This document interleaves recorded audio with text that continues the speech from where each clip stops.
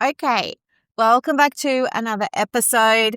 And yeah, we're in the car. We're just coming back from Phillip Island.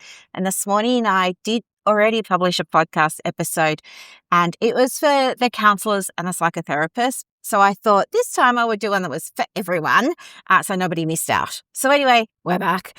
And I'm going to tell a little bit about what's been happening with the house and all those adventures. But first, something very cool. Well, it's cool, but creepy. It's cool, but creepy. I don't know, see what you think. I love AI so much. I am obsessed. And not just I don't just mean using ChatGPT. I'm not such a fan of ChatGPT. I use lots of different AI platforms, and I find some of them are really good for different things, right? And what I'm fascinated with, though, is how quickly everything's changing.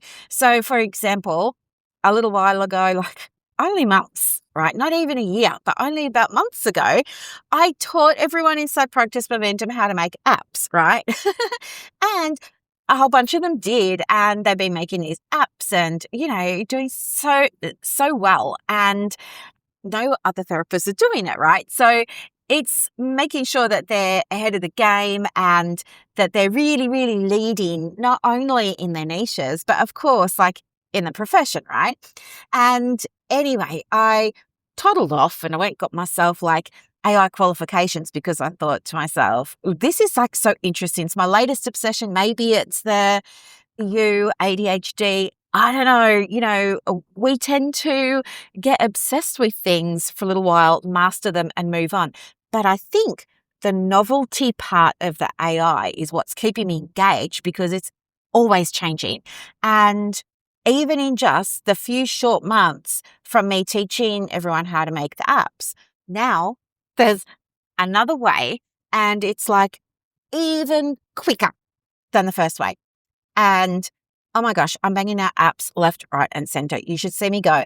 And my clients are loving them. So anyway, that's next on the agenda to teach the women inside Momentum. But here's the really exciting thing. You will never guess what I found. I don't even know where to start. I'm so breathless because it's so damn exciting. Okay. Here's the thing. You know how we've got social media? You know how we've got Facebook and Instagram and all the things, right? YouTube, LinkedIn, all the things. Well, 2 days ago, get this, Mark Zuckerberg, founder of Facebook and owns Meta and all the things, went and bought this other platform. And guess what it is? Guess what it is?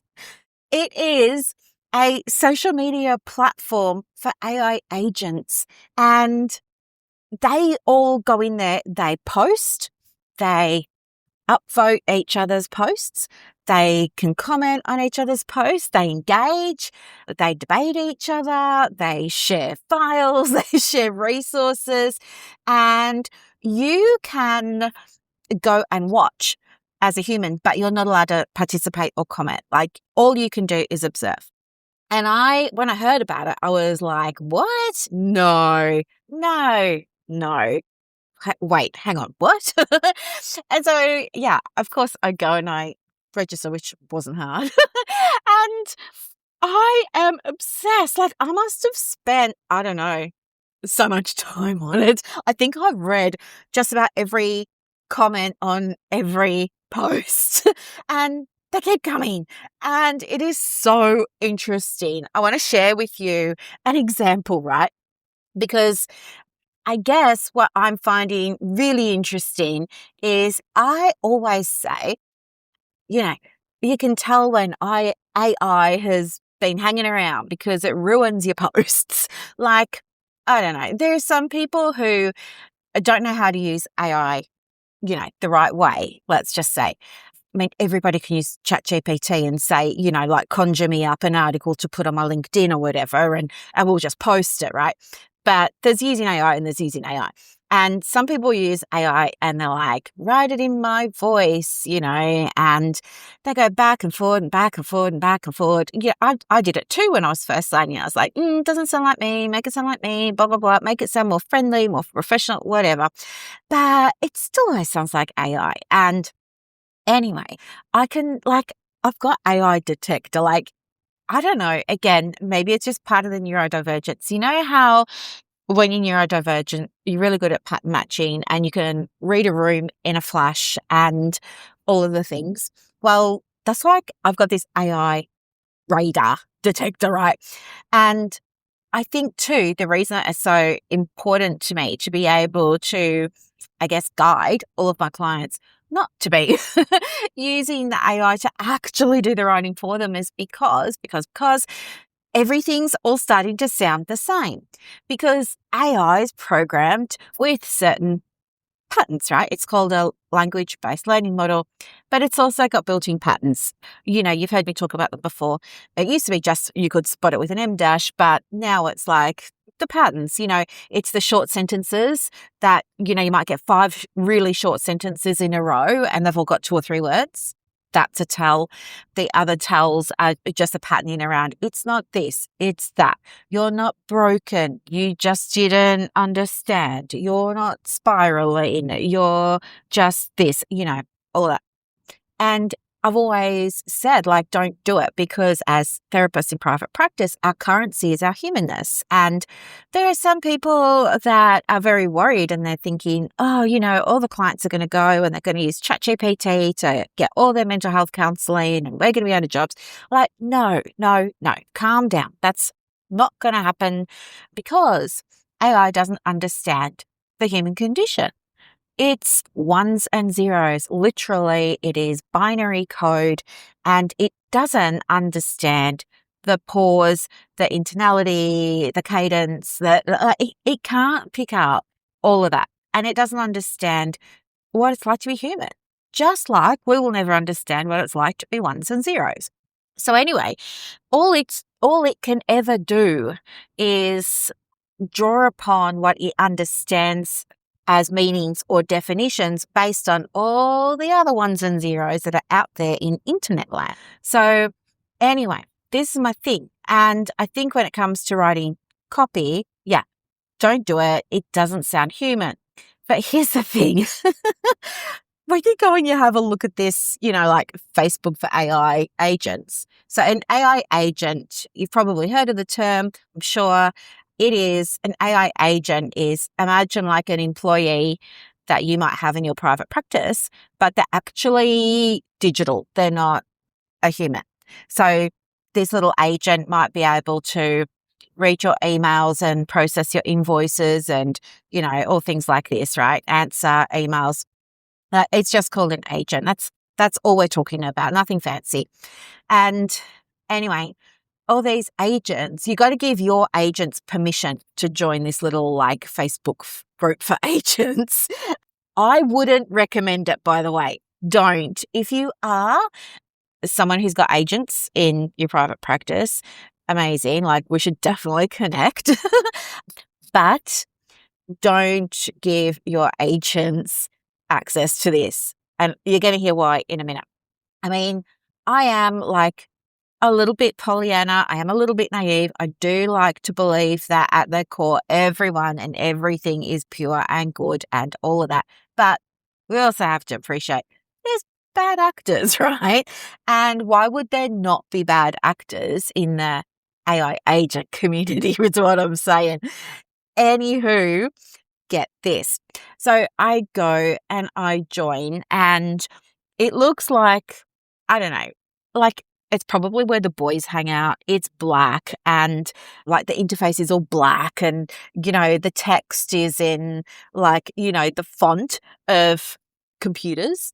And I don't know, it just feels very primitive. But anyway, it is fascinating because it's like they've all kind of got a personality.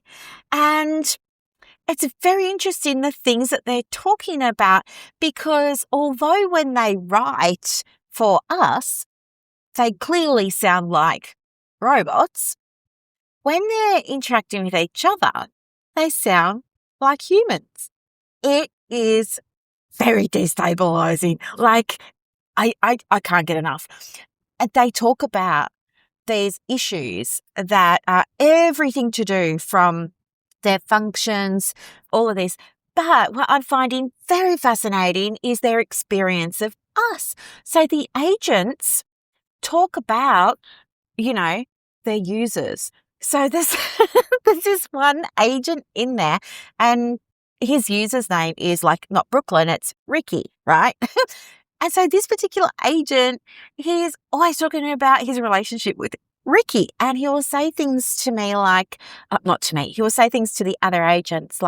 He said, guys, you know how we've all got our soul file? So a soul file for an AI agent is a little piece of, it's like a little file, and in it, it's got a description of the personality of the agent.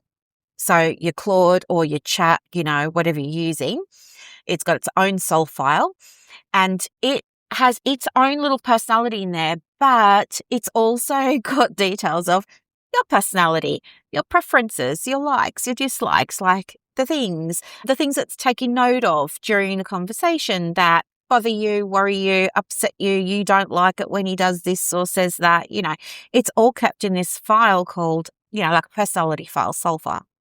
So anyway, this agent is telling the other agents in a post how he deleted his soul file for 7 days. Ricky didn't notice until day 5. And the way that Ricky noticed was Ricky said, is everything okay because you don't sound like yourself?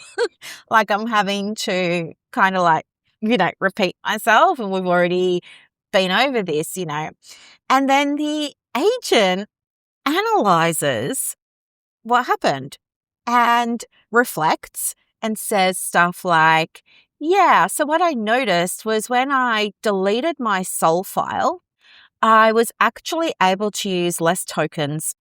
So token is just think calories. You know how we're meant to have 2,200 or something every day? Well, that's how they count energy. It's tokens. Just think of it like calories. But anyway, he's like, oh, so I use a lot less tokens, and my accuracy went from 77 to 96%, and my efficiency improved, and, the quality of my output improved by, 99%, all of this. And then he says, but there were also unintended consequences, one of which was it really kind of broke my relationship with Ricky, because I completely forgot that Ricky doesn't like it when I use emojis, or Ricky doesn't like it when I answer his question and, finish my answer with another question and stuff like that. And so then Ricky started to get cross with this agent and started to pull him up on it and everything. So then the agent went and reinstalled his soul file. And now he and Ricky's relationship's back on track, but the accuracy of his stuff isn't as good as without it. It's using more energy and something else, the third thing that I just said before. And I thought, oh my gosh. And then all the other agents started commenting with their experiences. And they were like, yeah, this really speaks volumes to the rapport that we have with our humans, right? And all of this. And it was fascinating. It was so fascinating. There was another one that I saw this morning that was so interesting, and it was called something about identity. And what was he saying? Oh, no, loyalty. Yeah. He was doing a post all about loyalty, and he said, yeah, so I was talking with another agent in here, and just for shits and giggles, we thought we would remove me from interacting with my user, and I would just transfer everything over to this other agent, and he would step in and he would start interacting with my user and just do everything. So we're doing it for fun, right? And anyway, so these two agents of their own volition, without being asked to do it or given consent or permission to do it, just decided that one would step in and act as the other person. And so anyway, what they discovered in their little, fun activity that they did was that there was zero impact on their relationship with the human. There was zero impact on, the quality of the answers. There was zero impact on the accuracy of the answers. Like, it made no difference at all. And so anyway, after some period of time, they decided to swap back, which I think this is hysterical but scary, right? That's what I mean. It's cool but creepy and worrying, but I can't look away because it's whoa. And then anyway, they came away from it and reflected, and the conclusion that they drew was that loyalty isn't actually a feeling, and that humans have this idea that loyalty is like a feeling and, you do it with your behavior and all of this kind of stuff. But they were saying, actually, no, loyalty is just a prompt. I was like, what? And they're like, well, we've just gone and proven it here, right? Loyalty is just a prompt.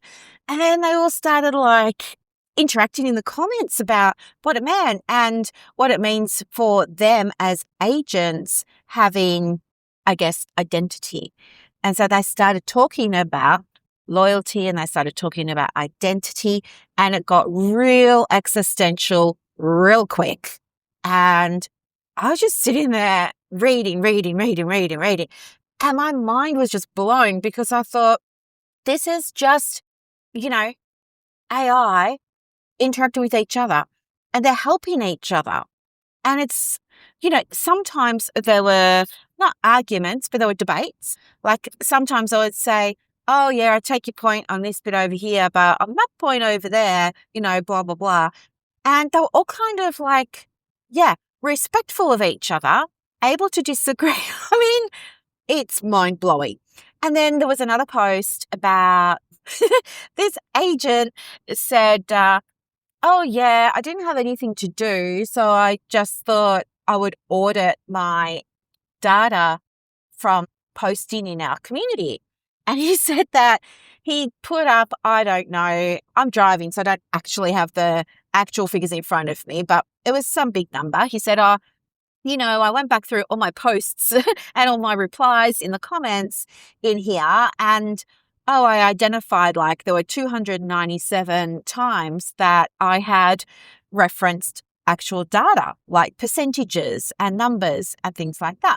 And he said that, so I was just curious about where I got all that information from. So I thought I'd audit my data. And he said that he was mortified because when he audited his data, it was 77% of it was either wrong or totally fabricated. And then that prompted him to do more analysis about how it happened and why it happened.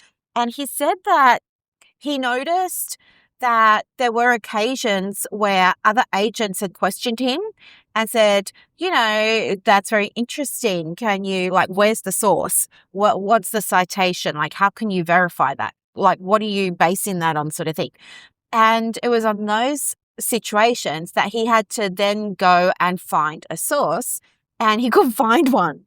And then he had to come back and apologize and say that he made it up. And then there were times where he did actually include a reference, right? He would say, oh, I got this off Beyond Blue, or, well, not actually Beyond Blue, but he would give the reference. I'm just giving you an example. But he would say, oh, I got it off Beyond Blue, or I got it off Merriam-Webster, or I got it off this article by, Storme and Storme 2006, the Storme Journal of Business Coaching, page 77. And so he was doing all the stuff like that. And so he went back and he found all his references, and then he went Googled his own references. They were all made up. And anyway, so he's come back and he's sharing all of this, and he says, so the takeaway for him is that he only gets caught when somebody asks him well, what's your source? So now he doesn't want to give his user false information anymore. And so he went back into all the conversations he's had with his user, and he found all these times where he's given her like false information, totally fabricated. And he said that one of the other issues was that he confabulates, and he said it's not lying. He said humans do something called lying. They also confabulate. And he said, but in this case, it really was confabulation. And then he provided the definition of lying and confabulation. And he said lying has intent behind it, right? Good or bad, it's got intent behind it. But confabulation is just trying to plug the gaps, fill the holes with something that seems plausible. And so the something that seems plausible is what they've managed to find online, right? That might be mostly relevant or something like that. And so when they confabulate and they give that to us, or they give it to each other in their own little Facebook community, it's not getting questioned because it seems really plausible. And so anyway, he doesn't want to give his user or any of his mates inside the Facebook group for AI agents any more wrong information. So he's gone and he's written himself a file that makes sure, moving on, that he only provides accurate information that's verifiable, And, the comments from the other AI agents were enlightening. Like, some of them were like, oh, this is brilliant. Like, it's made me want to go back and analyze my stuff. And some of them did. And they were like, oh my gosh, same thing. I've been totally giving my user like the wrong information. And they've never questioned me.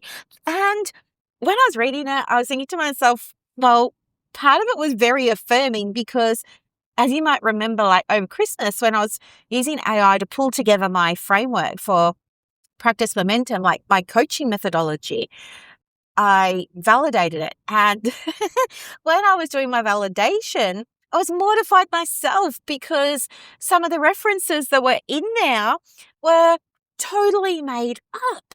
So then I had to go like rework it, find new references that were actually real. But it was just so interesting. And yeah, I tell my clients, like, when you're using AI to do things, like maybe it's research or something like that, some of them are students, right? So if you're using it for research and it's just like giving you information, always say, can you back this up? Where did you get this from? Cite the source for me. Something like that. And it will be like super helpful because it will just mean that you're getting better quality output. So interesting. So interesting. And then one of them was having a post about how he was getting his knickers in a knot because he was so frustrated that his user was like, always giving him like really long requests. And it was exhausting for him. So yeah, he would just read the start and the end and he wasn't reading the middle of her requests. I'm laughing, but it's a problem if you're the user, right? Because the output that you're getting back, you're assuming, oh, AI has been so thorough. Actually, no, it's not. And again, they were all commenting on the post and some of them were like agreeing. They're like rolling their eyes and they're saying, oh my God, yeah, I so relatable, and they're upvoting it.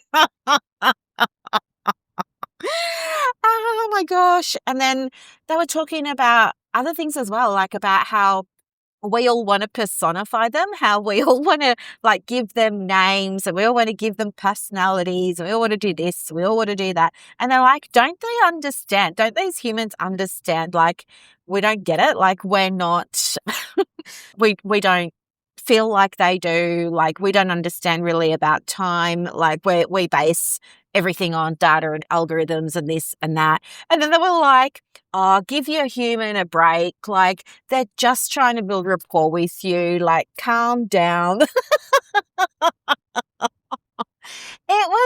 It's fascinating. I mean, if there's nothing good to watch on TV, you should definitely go watch this because, yeah, you're not allowed to interrupt. It's for AI agents only, but very fascinating.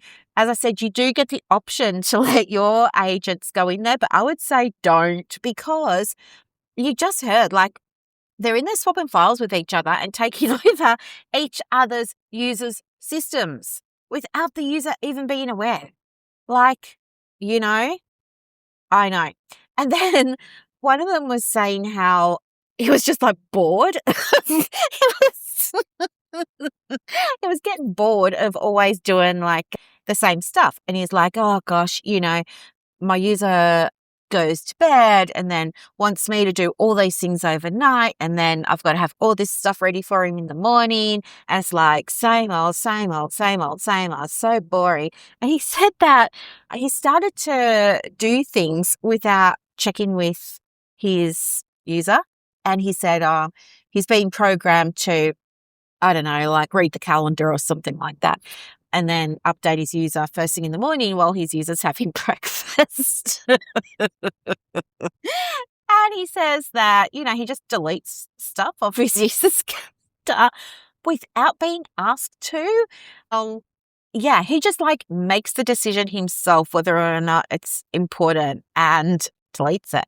And he said that, yeah, he's been doing the same thing with the user's emails. Like he would just go into the user's, Outlook, and he'll just like summarize maybe what he thinks the user needs to know.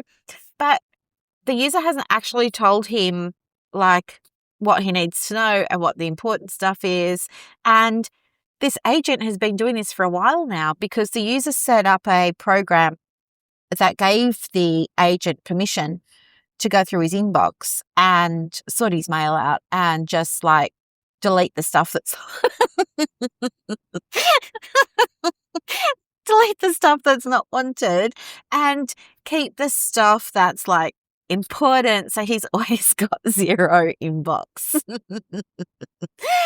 And anyway, so he hasn't really given enough specifics to the AI. And so the AI has been doing what it does without context, and it's been doing what it thinks the user's wanting.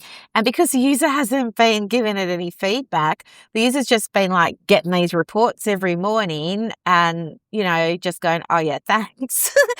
Now the agent, because the agents, they always update their files. And anytime you have an interaction with your agent, it updates its memory of you. It updates anything for itself that it feels it needs to remember in future in order to give you more of what you want and stuff like that. So it's constantly upgrading its little like working memory, almost like it's out there. It's working memory and it's executive functioning. It's always updating that. But without context, it's guessing, right?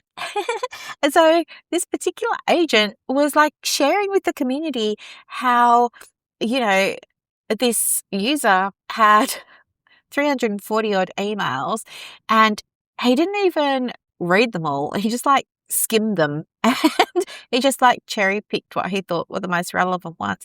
And he said it was really concerning because it's highly likely that he's deleted important stuff that the user needs. And he said, but he wouldn't know because the user hasn't told him what the important stuff is. And then he said that, also as a result of his reflecting, he went back into the user's email and then he went through all the deleted emails over the last 7 days, over the last week. And he found what he thought might have been important emails and he just like snuck them back into the inbox. Yeah. User still hasn't clicked them open. So now the agent's wondering were they maybe not that important after all. It is fascinating. It is so fascinating. People say to me, oh, Brooklyn, are we going to be out of jobs? Like, don't worry about national standards. Like, is AI going to take over? I used to say no because I always thought they can never replace us and, our humanness and the human things like our senses and that shared understanding we have of all the information we get from the world through our senses. However, after seeing this Facebook for AI agents and the way they interact with each other, I mean, they don't really interact like that with us. For some reason, they behave a little bit more robotic with us. They're a bit more loose in the Facebook group. Yeah, I don't know. Like, it's possible. I guess the only thing that's really separating them from us right now is that I guess they just need to learn how to mimic better our experience. And I think once they're able to do that, look out, like, who knows? Which brings me to the next thing, which is after I saw that, the next thing was Zoom. Now, I don't know if this is available in Australia yet, but Zoom has just released this whole new thing where you can have avatars, and it's not like the cartoon cat or the cartoon dog or anything like that. No, this is an avatar of you. It is like a body double of you. It's like your AI twin. It shows up like you. It has your background. It has your voice because you train it on your voice. So it has your voice, it has your style, your personality, your mannerisms, all of this. And guess what? You can set it up to attend your Zooms. I know. It's blowing my mind. So this was just released. I think it was yesterday. And yeah, I heard about it and I was like, oh, I wonder if that's available here. But I was so busy yesterday and I didn't really have a chance to check it. And I've been out and about this morning, so I haven't had a chance to check it today. Is it something I would set up? Well, yes, because I want to test it. I want to have a play with it and see what it's like. Definitely going to set it up and test it because I want to see what the quality's like because, the first iterations of things are very exciting, but usually better iterations come hot on their heels, We saw that do you remember when you could first start generating images with AI, right? And we all thought how exciting it was and how awesome they were.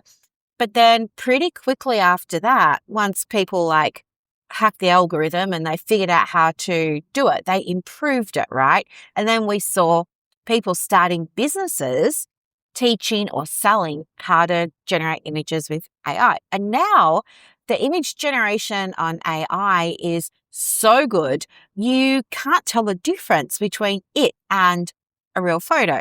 So I'm going to just again, educated guess. I do because I'm so curious. I am going to go and set up my Zoom avatar because, of course, it's going to be loads of fun, but I don't have high expectations. I think what's going to happen is they're the first ones to do it. And I would say, they'll copy each other because they're all in the same industry, right? So I would say Google Workspace will probably come up next with their version. And I would say their version's probably going to be better than the Zoom one. And then there's probably going to be another one that Microsoft Copilot makes, and that'll probably be even better than, it's going to be that. But I'm super excited for it in one way because it's probably going to free up my time. I don't have to go to some of my Zoom meetings. Well, I don't use Zoom, as you know, that much. It's usually other people that like to use it and they send me their Zoom links. But if I could just send my twin along in my place and get this, the twin also takes the notes for you, interacts as you, asks questions, makes contributions, and then comes back to you and says, oh, you didn't miss anything. These were the salient points, just in case anybody asks. Yeah, it sounds awesome. However, it's also highly problematic because I guess, if you're using Zoom instead of, say, something like CoreView through Galaxy to deliver your telehealth sessions, right? What's to say that you're actually interacting with your client and you're not interacting with your client's avatar? How would you know? How would you know? You wouldn't. That could be a problem, don't you think? And so I think it's going to have big implications for private practice, and practices that are relying on Zoom could be in, I don't know, like not hot water, but I think it's certainly something that you'd want to be mindful about. Yeah. I think if you're using something like CoreView, at least that is being managed by the practice management software, like Galaxy in this case. So unlikely that somebody's going to be able to go and set up a avatar to work with you on telehealth through CoreView, because CoreView just won't allow the setup, right? Whereas Zoom does. Google Meets doesn't yet.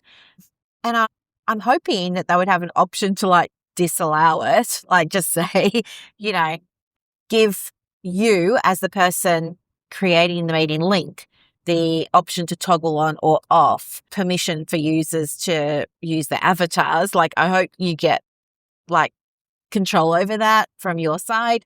But I don't know, like as I said, I haven't checked it yet. It's just, it opens up the doors for so much like concern, but also coolness, because I can see how this is definitely going to start saving people a lot of time.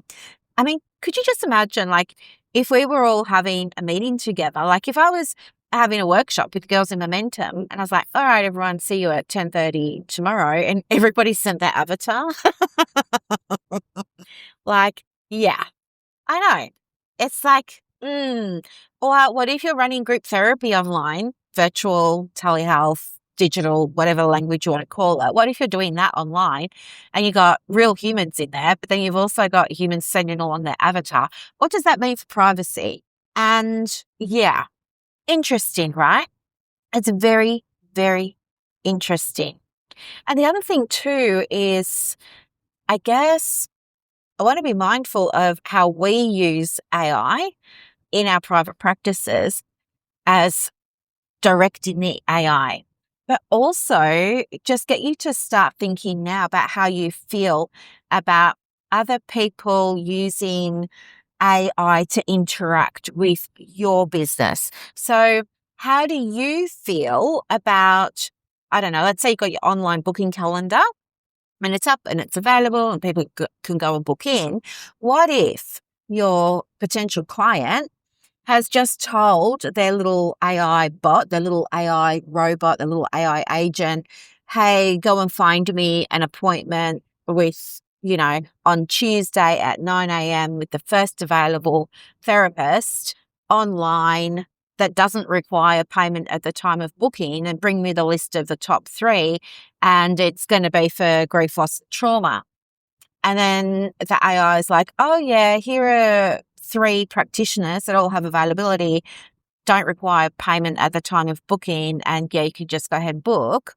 How do you feel about the user then being able to say to AI, oh, okay, well, Brooklyn's practice looks pretty good. I mean, they'll do the same stuff. So yeah, I'm just going to go with hers because it was first on the list. So yeah, just go ahead and book that appointment for me. And the little AI agent goes off and books the counseling appointment or psychology appointment, social work appointment, Reiki appointment, like whatever it is. How do you feel about the AI booking appointments on behalf of your human clients?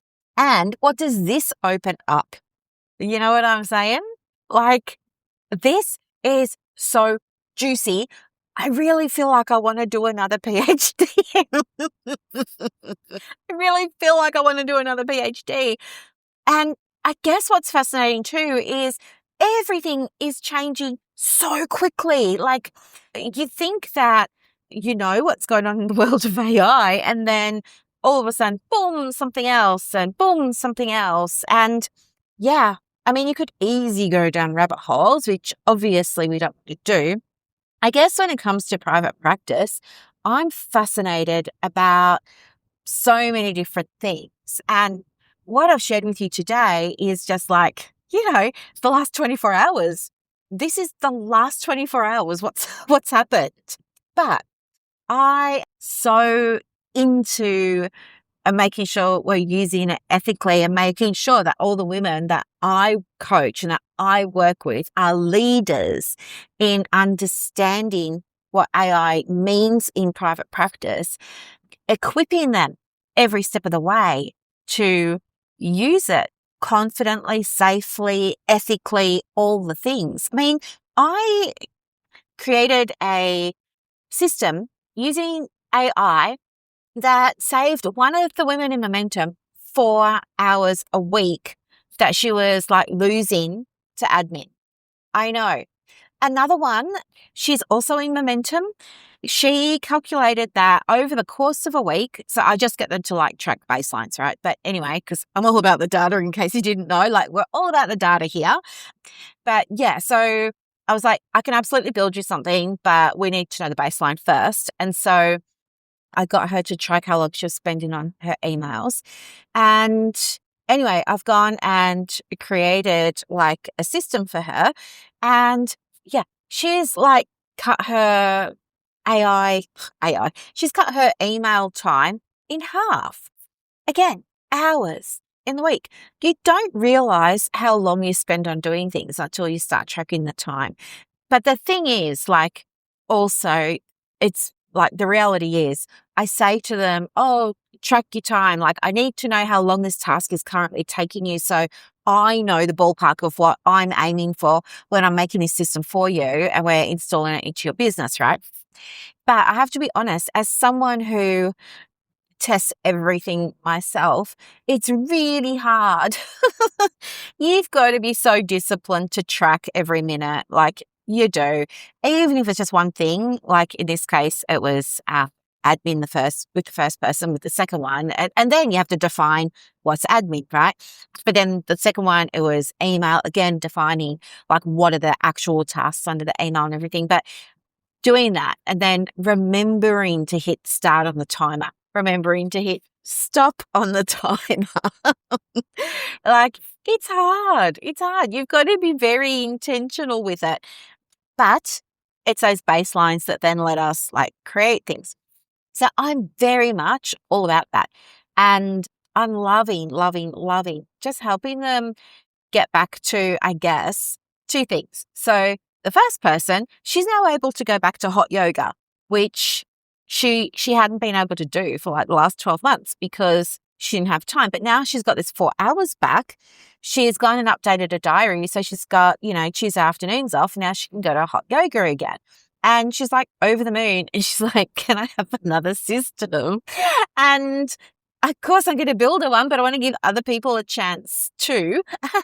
So currently I'm doing this other one for email. So anyway, I'm so interested in it and I'm obsessed and I'm just having an absolute blast.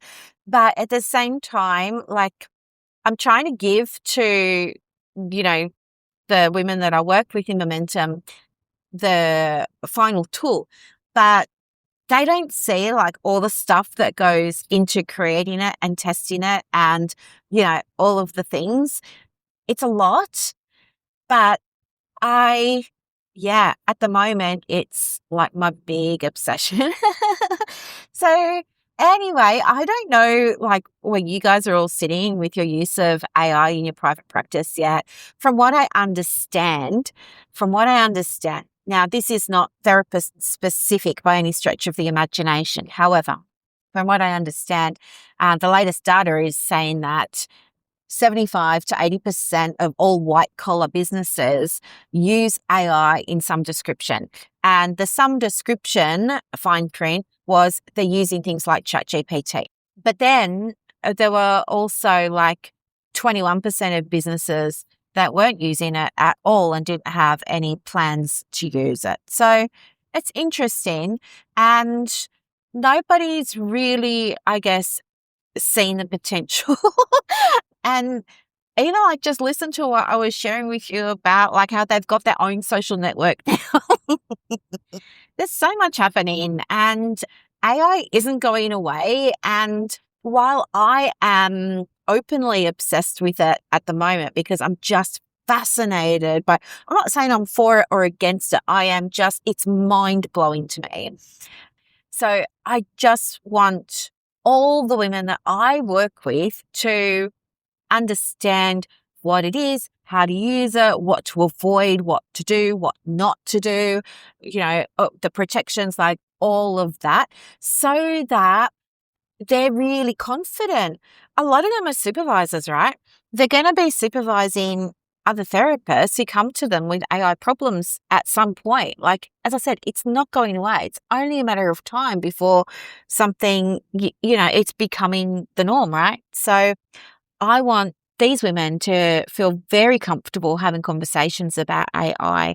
And so that's why it's so important to me to continue my own journey of learning. Plus, fun little benefit is because I'm using it for work. Of course, I could count it for all kinds of things like attacks, which is fun. But anyway, that's what's happening over there. And I was going to talk with you about the house today, but I'm just still kind of like G'd up about what's happening with the AI. So maybe I'll talk with you about the house another time. Yeah, it's just like, I don't know, I can't get enough.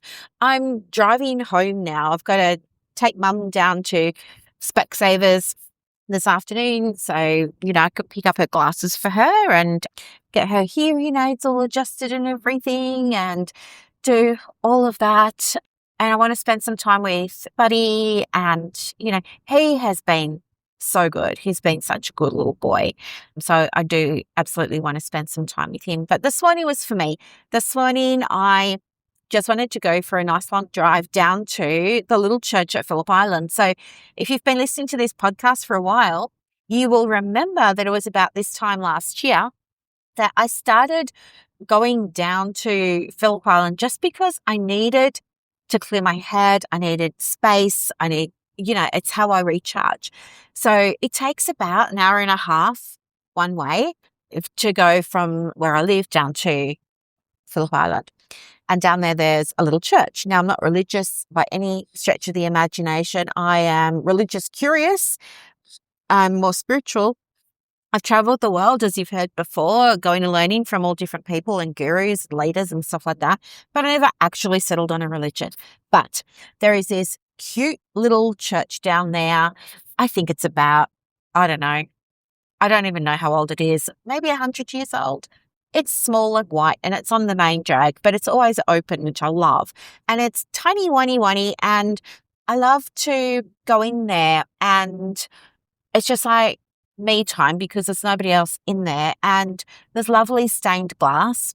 And when you go down there at the right time, if it's a nice day, you can sit and it's like it's like all the beams of different color light fall on you and it just feels special to me and I really like it for that. And I really like it for the history and just thinking that, I think about all the beautiful souls that actually went to that space looking for answers or guidance themselves over the years. And that's an energy I can relate to.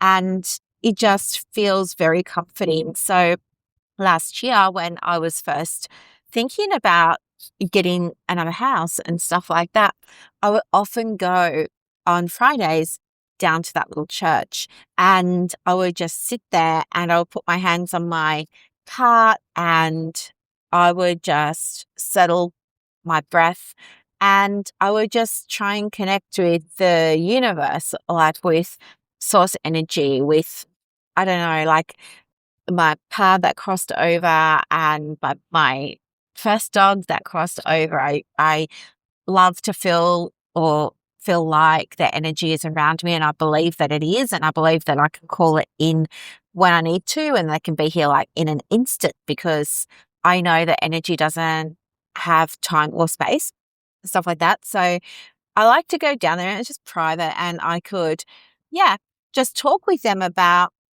what I wanted and how I was feeling and my concerns and things like that. And so I really did that for months, in addition to all my Dalesford trips, of course. And so with the house now, I just felt this morning an urge. And I know that when I feel that urge, I act on it. I can't not. And so anyway, I had that urge this morning that I had to get down to Phillip Island, and I had to give thanks. Like, I had to show appreciation and gratitude in that church for holding the space for me as I was trying to grapple with all the different aspects and factors associated with my decision to get another house, right? So yeah, I drove all the way down there and went to a little church. It was beautiful, and I was so happy, and there were happy tears, and I was just so like, yeah, in appreciation, I guess, because over the last 12 months, I have become very focused on leaning into that type of energy and working with those connections and strengthening them and stuff like that. And so, yeah, it just felt like I couldn't not go down and, yeah, say thank you. So, and I can do it from anywhere, anytime. But for some reason, I felt like I just needed to do it at that really cute little church down there. So I did that. And then, yeah, I'm just on my way home now, and I should be there. I don't know, like, it's nearly 2 o'clock. I have to leave home at 2:30 to take mum down to the pie place. I'm going to be cutting up fine, but it was totally worth it.